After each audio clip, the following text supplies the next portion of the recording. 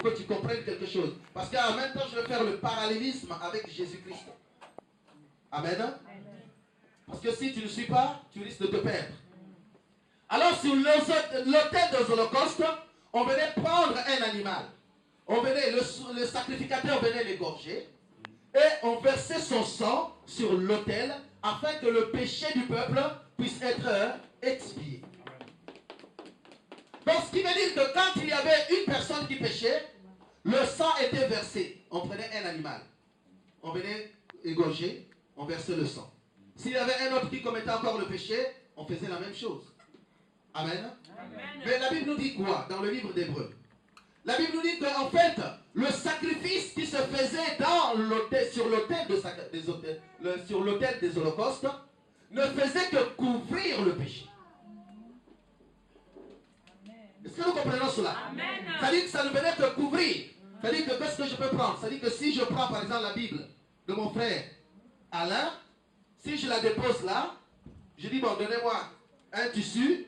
Si on veut couvrir la Bible, on va couvrir la Bible.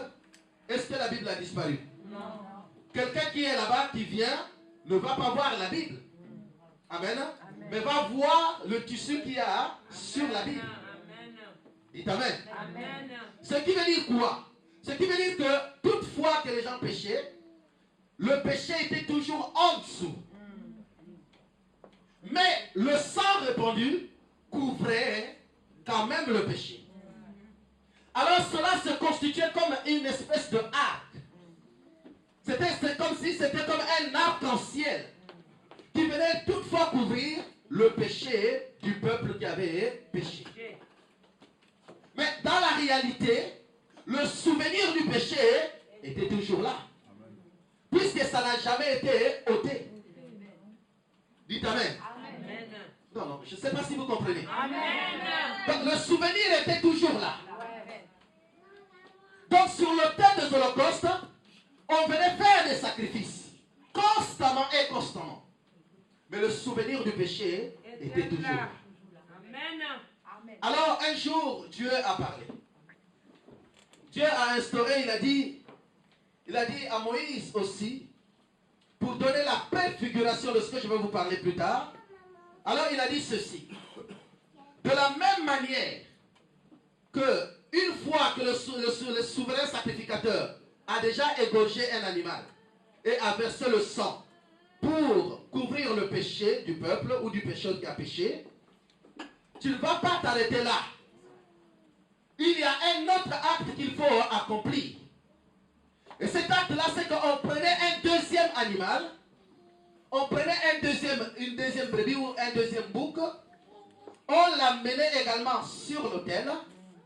Alors, là, Moïse imposait ses mains dessus et il priait sur cet animal.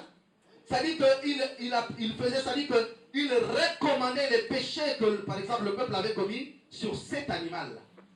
C'est-à-dire que si c'est l'adultère que l'homme ou bien la femme avait commis, alors on venait faire porter à cet animal vivant. Là, le deuxième animal, on ne le gorgeait pas, mais il était vivant. Mais on l'amène quand même dans le tabernacle, on les pose ses deux mains sur lui, et à ce moment-là, on prend tous les péchés, on est en train de citer tous les péchés que le peuple a commis sur cet animal-là. Et une fois qu'on a cité tous les péchés, on prenait l'animal, on le libérait, on allait le déposer loin dans le désert. Amen. Amen. Alors, mais quelqu'un va se poser la question de savoir, mais pourquoi prendre un animal, on va aller le déposer loin dans le désert? Amen. Amen. Vous imaginez un animal qu'on va déposer dans le désert? Dans le désert, il n'y a pas d'eau. Amen. L'animal est voué à quoi? À la mort. Elle va mourir. Donc, ce n'est qu'une préfiguration, c'est l'image de quelque chose. Donc, vous voyez qu'en fait, Dieu avait déjà préparé les choses. C'est-à-dire que la construction du tabernacle, les sacrifices sur l'autel et le deuxième animal qu'on venait prendre, sur qui on priait et qu'on appelait les péchés du peuple qui avait commis le péché, sur qui on chargeait le péché sur l'animal en question, et après on prenait l'animal, on allait le déposer dans le désert. Loin! C'est pour faire quoi? C'est pour faire en sorte que, au lieu que le souvenir du péché reste là, de sorte que déjà désormais, le souvenir du péché puisse être comment? Oublié. Amen. Donc, je ne sais pas s'il y a des gens qui comprennent ça. C'est souvent un enseignement trop compliqué, mais il faut suivre pour que tu sois branché. Amen. Donc ne permets pas à celui qui est à côté de toi de dormir, parce qu'il faut suivre. Alors donc, vous voyez bien que l'animal était libéré dans le désert. Quand l'animal, on le libère dans le désert, alors l'équipe qui est partie le libérer revient dans le tabernacle. Quand il revient dans le tabernacle, alors en ce moment-là, c'est-à-dire que le peuple, comme le péché est expié, alors en ce moment-là, ça veut dire que le souverain sacrificateur lui-même, lui qui va aller rendre des actions de grâce dans le temple, là il va rentrer maintenant dans le lieu saint, mais il ne peut pas rentrer n'importe comment. Parce que vous savez que Dieu, à l'ancien temps, il était un Dieu de feu. Ce n'est pas aujourd'hui nous jouons avec Dieu. Amen. Parce que là-bas, on ne rigolait pas. Moi, comme on dit, c'est-à-dire que moi, de petite faute, tu peux mourir. Tu peux laisser ta vie. Donc, même le souverain sacrificateur qui partait, lui-même d'abord devrait s'assurer qu'il était sans péché. Il devrait s'assurer qu'il n'avait pas un problème avec quelqu'un. Il devrait s'assurer qu'il n'avait pas de la haine pour quelqu'un. Il devrait s'assurer qu'il n'avait pas de la jalousie pour personne. Il devrait s'assurer qu'il n'avait pas de mauvaises intentions sur quelqu'un. Parce que sinon, lorsqu'il va rentrer, il n'en sortira plus. Alors qu'est-ce qu'on faisait de lui? Puisque personne n'était permis de rentrer là-bas, alors on l'attachait avec une grosse chaîne au pied.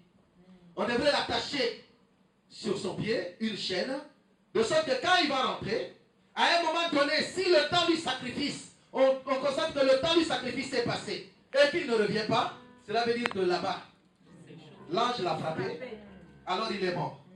Qu'est-ce qu'on fait? On prend la chaîne, on va seulement tirer. On va tirer pour retirer seulement le cadavre. Amen. Amen. Mais nous, on joue avec la grâce de Dieu. Nous jouons avec la grâce de Dieu. Aujourd'hui, l'Église joue avec la grâce de Dieu.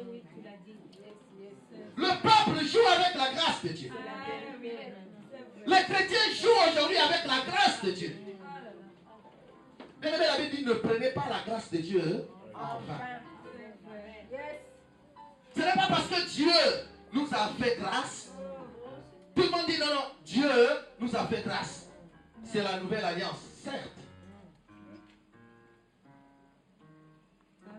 Mais nous ne pouvons pas jouer avec la grâce de Dieu. Donc, une fois que l'animal est libéré, l'animal part. Il va rester un mois, peut-être, je ne sais pas. Il ne peut même pas faire un mois, parce que s'il a soif, il y a le soleil. Il ne va même pas rester un mois. Peut-être une semaine suffit pour qu'il meure. Donc ça veut dire que le péché de cet homme-là est oublié. Amen. Le péché de cet homme est oublié.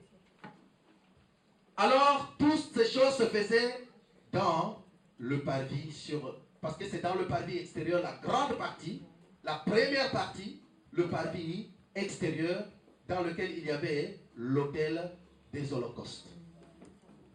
Mais avant de rentrer dans l'autel de l'holocauste,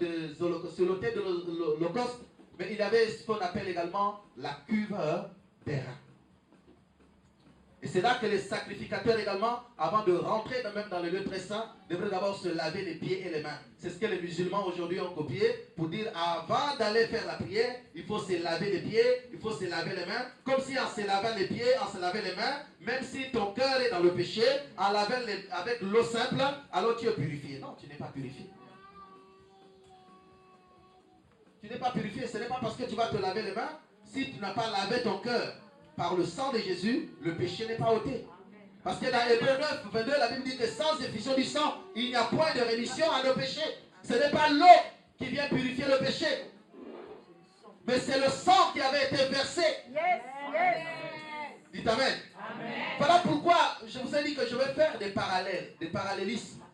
Or, sur l'autel des holocaustes, vous voyez bien que pour anticiper, c'est la même chose que Jésus-Christ a fait.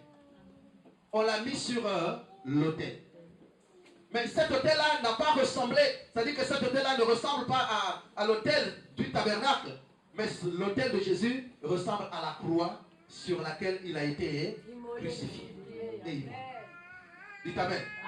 Alors je vais vous donner certains parallélismes. Alors donc je parle de l'autel de l'Holocauste.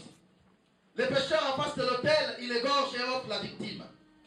Sa victime et les péchés, les fautes sont expiées. Et je disais que au niveau donc du parvis extérieur, il y avait des choses qui avaient été mises là. Amen.